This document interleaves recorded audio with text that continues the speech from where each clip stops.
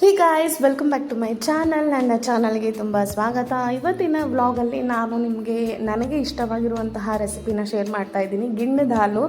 ಗಿಣ್ಣದ ಹಾಲಿಂದ ಒಂದು sweet recipe ಮಾಡ್ಬೋದು. ನನಗೆ ತುಂಬ ಇಷ್ಟ. ನಮ್ಮಮ್ಮ ನನಗೆ ಮಾಡಿಕೊಡ್ತಾಯಿದ್ರು.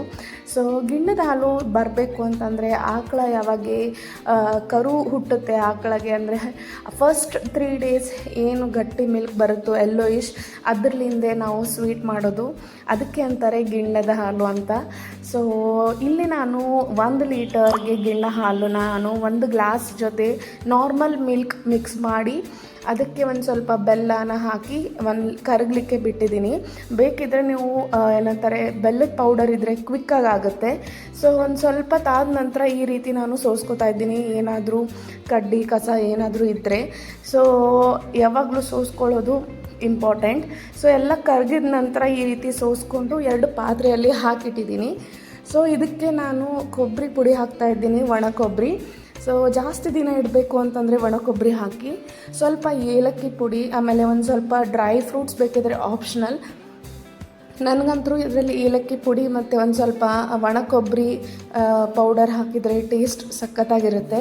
ಸೊ ಇಲ್ಲಿ ನಾನು ಜಾಸ್ತಿ ಹಾಕ್ತಾಯಿದ್ದೀನಿ. ಆ್ಯಕ್ಚುಲಿ ನೋಡ್ಬೋದು ಇಲ್ಲಿ ಮ್ಯಾಲೆ ಏನಂತಾರೆ ಟಾಪಲ್ಲಿ ನಿಂದಿರುತ್ತೆ, ಅಂದರೆ ಕೆಳಗಡೆ ಹೋಗೋದಿಲ್ಲ. ಸೊ ಬಟ್ ಯಾವಾಗ ನೀವು ಇದನ್ನು ಸ್ಟೀಮ್ ಮಾಡ್ತಿರೋ ಎಲ್ಲ ಕಡೆ ಏನಂತಾರೆ ಟೇಸ್ಟಿಯಾಗಿರುತ್ತೆ.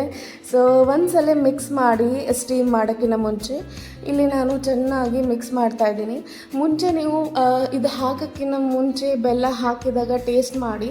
ನಿಮಗೆ ಸ್ವಲ್ಪ ಜಾಸ್ತಿ ಸಿಹಿ ಬೇಕಿತ್ತು ಅಂತಂದರೆ ನೀವು ಬೇಕಿದ್ದರೆ ಸಕ್ಕರೆ ಕೂಡ ರೀಪ್ಲೇಸ್ ಮಾಡ್ಬೋದು. ನನಗೆ ಇಲ್ಲಿ ಬೆಲ್ಲದಲ್ಲಿ ಹಾಕಿದರೆ ಟೇಸ್ಟ್ ಚೆನ್ನಾಗಿ ಅನಿಸಿತ್ತು.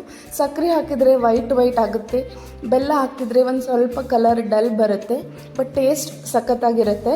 ಇಲ್ಲಿ ನಾನು ಕುಕ್ಕರಲ್ಲಿ ಆಲ್ರೆಡಿ ಒಂದು ಸ್ವಲ್ಪ ಬಿಸಿ ನೀರು ಸ್ಟೀಮ್ ಮಾಡಲಿಕ್ಕೆ ಇಟ್ಟಿದ್ದೀನಿ. ಸೊ ಅದಾದ ನಂತರ ಒಮ್ಮೆ 2 ಪಾತ್ರೆಯಲ್ಲಿ ನಾನು ಮಧ್ಯ ಪ್ಲೇಟ್ ಇಟ್ಟು ಈ ರೀತಿ ಕುಕ್ಕರ್ಗೆ ಏನಂತಾರೆ ವಿಸಿಲ್ ಇಡಬಾರ್ದು.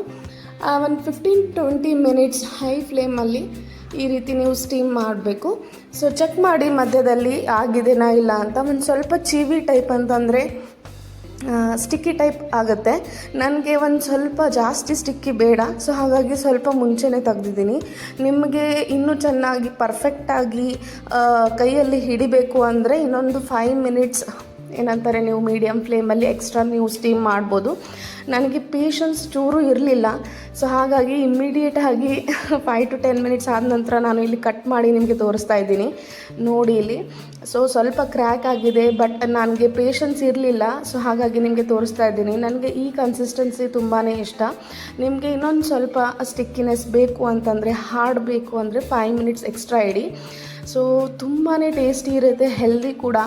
ಆ್ಯಕ್ಚುಲಿ ಗರ್ಲ್ಸ್ ಏನಂತಾರೆ ವುಮೆನ್ಸ್ ಇವೆಲ್ಲ ಜಾಸ್ತಿ ತಿನ್ನಬೇಕು ಅಂತಾರೆ ಇದನ್ನು.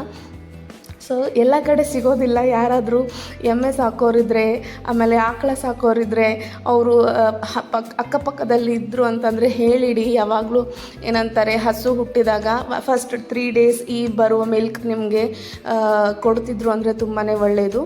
ಸೊ ಟ್ರೈ ಮಾಡಿ ಹೇಳಿ. Thank you for watching.